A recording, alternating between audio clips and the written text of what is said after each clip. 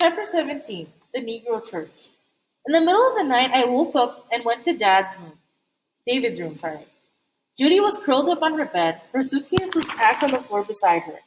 In the morning, she'd be leaving, just like David had done, just like Liz. After a moment, she rolled over and looked at me. You can't sleep either? I shook my head. Without a word, she picked up her blanket and came back into our room, the one we shared ever since I'd been born. She lay down on the old side of the bed. Soon I heard her quiet, even breathing, but I couldn't not sleep. Not until the sky began to lighten and I heard Pretty Boy stir under his cover. My stomach hurt something awful the next morning. I wanted to stay home from school, but I didn't have a fever, so I knew Mother wouldn't let me. Daddy made a special breakfast, pancakes and bacon, but no one ate much. Judy's green suitcase sat by the door like a wart. We'll drop you off at the bus station on the way to school, said Daddy. I spoke to Granny last night. She'll be waiting for you in Pine Bluff. I stared at my plate, a half-eaten pancake wallowing in a pool of maple syrup. Come on, girls, Daddy said quietly. It's time to go. Mother gave Judy a hug and kissed her cheek. Daddy put Judy's suitcase in the trunk while Judy and I got into the car. All the way to the bus station, I rehearsed heartfelt goodbye scenes in my head. I would say something like, goodbye, dear sister of mine, and Judy would burst into tears, and Daddy would be so touched he'd relent and take us all home. But what actually happened when we reached the bus station was that Judy gave me a hug. I whispered bye, and then she was gone. I gave JT his homework as soon as I got to school. He didn't even notice that they were all wrong. After math class, I stayed in Mr. Harding's classroom again for lunch. In history, Sally was still retelling the story, though everyone at school must have heard about 100 times by now. It was good gossip. At least I might if it hadn't been about my friend. But Sally was acting like she was a hero who personally saved us from a Soviet invasion. It was ridiculous. All she'd done was gone by the church, the Baptist church on South Chester. If Sally could go there, so could I. Maybe I could find Liz, talk to her. Maybe learning how or why or something would help me feel not quite so confused and alone. I pulled a piece of paper from my math notebook and thought for a moment. It would have been a short note. No names, but somehow she wouldn't know who it's from. I had an idea and scribbled furiously. What are you writing? Sally asked. I shook my head. Nora snatched the note away before I could finish. I reached for it, but she jumped up and read it aloud. You owe me a magic book. What does that mean? Asked Sally. Marley, are you studying to become a magician? Maybe she has an imaginary friend, suggested Nora. They both laughed. The bell rang, and Miss Taylor rapped on her desk. I didn't even bother trying to get the note back from them. It was short. I could just write it again. That afternoon, I rode my bike over to the Baptist church. I was worried about finding it since I'd never been there before, but I'm good at reading maps, and I didn't even have any trouble. It wasn't until I got there that I remembered what my father had said about staying away from Liz. I glanced around the parking lot. Was someone going to jump out and call me a race fixer, steal my bike, beat me up? But the parking lot was empty. Finally, I left my bike in the bushes and went on inside. The Baptist church looked a lot like the Methodist one we went to. Pews, altar, a couple of stained glass windows. A colored man in a dark suit and tie came up to me. He had short hair, was clean-shaven, and had that serious yet helpful expression on his face, just like the Reverend at our church. I wonder if they practice it in the mirror between services. Hello, he said. I'm Pastor George. What can I do for you? I couldn't believe my luck. Pastor George was Billy Jean's husband and Daddy's friend. Remember that Betty Jean is the housemaid that works at their house, Marley's house. If anyone could help me, it would be him. I handed over the note. I folded it into quarters and written, to Liz, Elizabeth, on the front. His smile faded when he read the name. She doesn't go here, he said, and handed the note back to me. That's when I realized he knew exactly who I was looking for. Elizabeth is a real common name, and he didn't even ask me what her last name was. Not that I knew it. I mean, she was listed on the rolls at school as Elizabeth Templeton, but I was pretty sure that wasn't her last name. I wasn't even sure if Liz was her real first name. Maybe it was really Wanda or Darlene or Phyllis. I'm sorry, I can't help you, Pastor George said politely.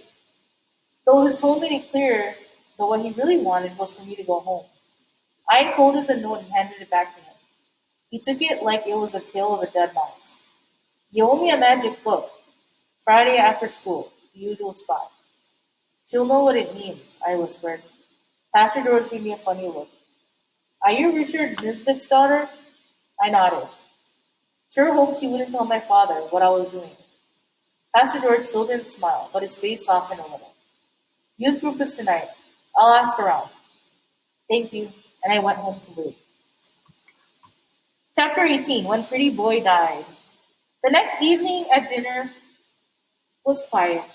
Not the good quiet where you're all thinking about your own thoughts and smiling at each other, but the bad quiet where you're walking on eggshells, even though the mean words are still in your head.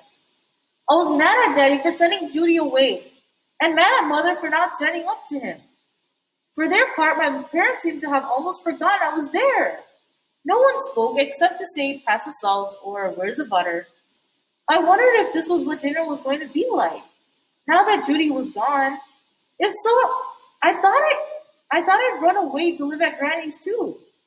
Halfway through dinner, I dropped my glass and spilled water all over my blouse. Excuse me, I said, and it sounded way too loud as I stood up and went to the kitchen. I was just reaching for the dish towel when I heard Mother say, There's something I need to tell you, Richard. What? Asked Daddy. They were whispering, but I was only in the kitchen so I could hear every word. You know that private school TJ Rainey? Mother asked. The one Judy wanted to go to? Yes. It's opening next week, said Mother. I've been asked to teach there. Just tell them you're not interested. No, said Mother. I signed the contract this afternoon. Daddy started coughing. It'll mainly be the same students I would have been teaching at Howell High. No. And if I could help to get the school started, then maybe Judy could come home, explained Mother. I crept over to the doorway. I didn't want to hear them argue, but like a moth near a candle, I couldn't pull myself away either. Daddy shook his head. Governor Favis is just trying to find a way to get around the integration order.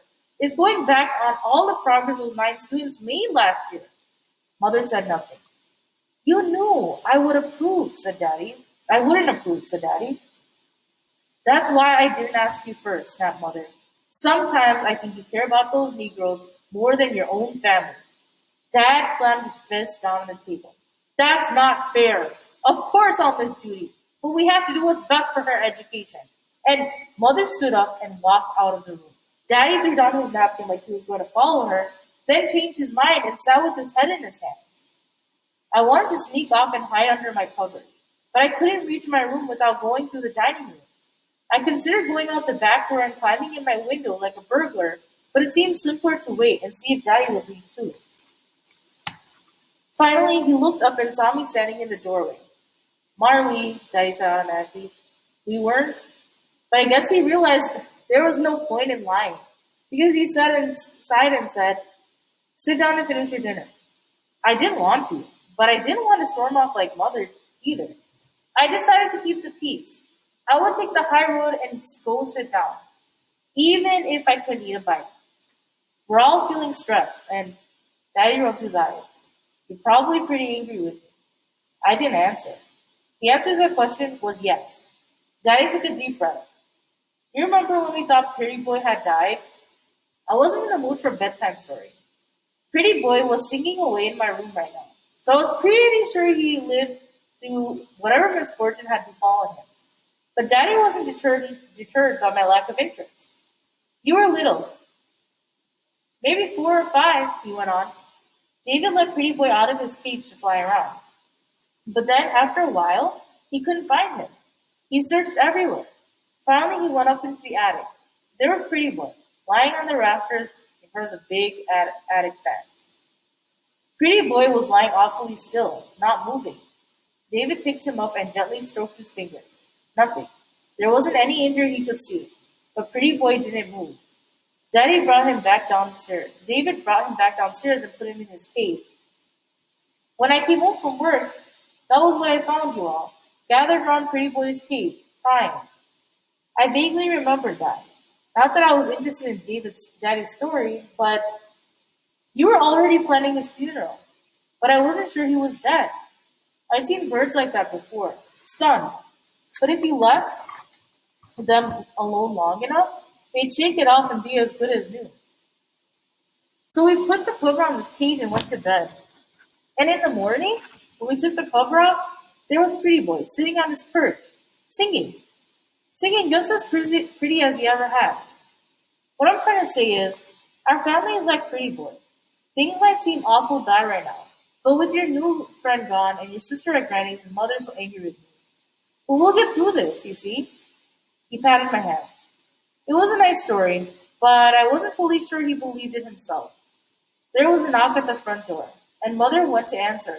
We could hear a man's voice, low and gruff, but we couldn't make out the words. Who is it? Daddy called out. A policeman, said mother, and she sounded afraid. All sorts of horrible ideas went through my head as Daddy and I ran for the front door. Maybe David had been in a car accident. Maybe Judy ran away, or maybe the policeman was here to arrest me for trying to contact Liz. Daddy had warned me to leave her alone, and I hadn't listened. Actually, said the man, I'm a federal marshal. Sure enough, he had an armband that read U.S. Marshal and held up a badge with an eagle on it for all of us to see. Does Miss Lillian Maureen Nisbet live here? Yes, said mother, that's me. He handed her an envelope with a golden seal. This is a restraining order forbidding you from working at T.J. Rainey High School. I don't understand, said mother. There's a current contract on file placing you at Hall High School. You need to honor the contract. Mother took the envelope, but didn't move to open it.